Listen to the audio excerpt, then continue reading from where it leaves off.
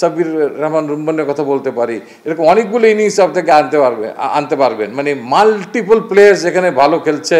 একটা ফরম্যাট আর একটা ফরম্যাটকে overlap usually করে যায় না, তবে হোয়াইট বল ক্রিকেট অনেক সময় কিছুটা এখানে কথাবার্তা আসে যে একটা হোয়াইট বলের টুর্নামেন্ট হচ্ছে, কিন্তু তার মেঞ্জেসটা টোটালি ভিন্ন। তো কাজেই এটা যে খুব গুরুত্ব বহন করে আমি সেটা বলবো না, বাট একদম যে গুরুত্ব বহন করেও না সেটাও বলবো না। তবে আপনি যেটা বললেন যে হ্যাঁ পারভেজ হোসেন ইমনের কথা বললেন, এখানে অনেকেই কিন্তু পারফর্ম করেছে। এটা এমন একটা উইকেট, আমি ওই প্রসঙ্গে যাওয়ার আগে আমি বলি, এই টুর্নামেন্টটা এমন একটা উইকেটে খেলা হচ্ছে, একাধিক উইকেট শুড সে, একাধিক ভেন্যু, যেখানে খুব ব্যাটিং ফ্রেন্ডলি উইকেটে খেলা হচ্ছে।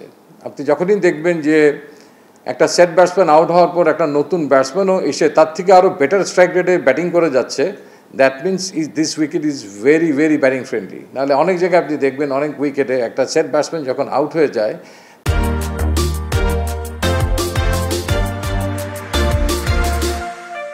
তখন তার পরবর্তী পর্যায়ে দেখা যায় যে স্ট্রাগলিংটা শুরু হয়ে যায়। নতুন ব্যাটসম্যান এসেই ঠিক সেই মেজাজে ব্যাটিং করতে তো পারেই না, তার থেকে স্ট্রাইক রেট অনেকটা কমে যায়। বাট এখানে কোনো কোনো ক্ষেত্রে আপনি দেখবেন তার থেকে অনেক বেশি হয়েছে।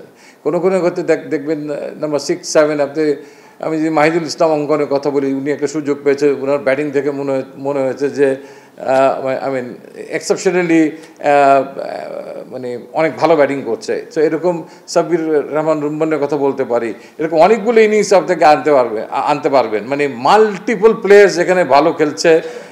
আপনি লাস্টে যদি আমরা আমাদের সোহানের কথা বলি, আই মিন যে সিচুয়েশনে, আই মিন যে পজিশনে তিনি খেলেছেন, সো উইকেট অলওয়েজ আমি মনে করি একটা মুখ্য ভূমিকা পালন করে, যে পিচ কতখানি সহায়ক, সেটা কতখানি সামটাইমস বোলারদেরকে হেল্পলেস করে দেয়, সেটা একটা ইস্যু। বাট এই টুর্নামেন্টটাতে so far we are very happy যে খুব ভালো উইকেটে খেলা হচ্ছে, বোলাররা কিছুটা আন্ডার স্ট্রেস পড়ছে, ব্যাটসম্যানরা মন খুলে শটস খেলতে পারছে, এই কারেজিয়াসলি খেলতে পারছে, যেটা খুব আমাদের দরকার ছিল। ইম্প্যাক্টফুল ক্রিকেট যে প্র্যাকটিসটা, যে কালচারটা চালু হওয়া দরকার ছিল, সেটা হচ্ছে, সেই কারণে আমরা খুশি। আর আপনার সেকেন্ড কথা ছিল সম্ভবত যে লিটন কুমার দাস এই দলে নেই, সে জায়গায় পারভেজ হোসেন ইমন এসছেন। হ্যাঁ, তিনি হয়তো আপনি বলতে পারেন যে আহামরি হিউজ এমন কোনো কন্ট্রিবিউশন তার নাই যে তারপরে তিনি কেন দলে এসছেন। বাট সো ফার আমাদের কাছে মনে হয়েছে যে জিনিসটা আমরা খুঁজছি বাংলাদেশ ক্রিকেটের, স্পেশালি হোয়াইট বল ক্রিকেটে, যে ক্রিকেটে এই পাওয়ার প্লেতে অ্যাগ্রেশন, ইম্প্যাক্টফুল ব্যাটিং, সেই জিনিসটা তার মধ্যে আছে।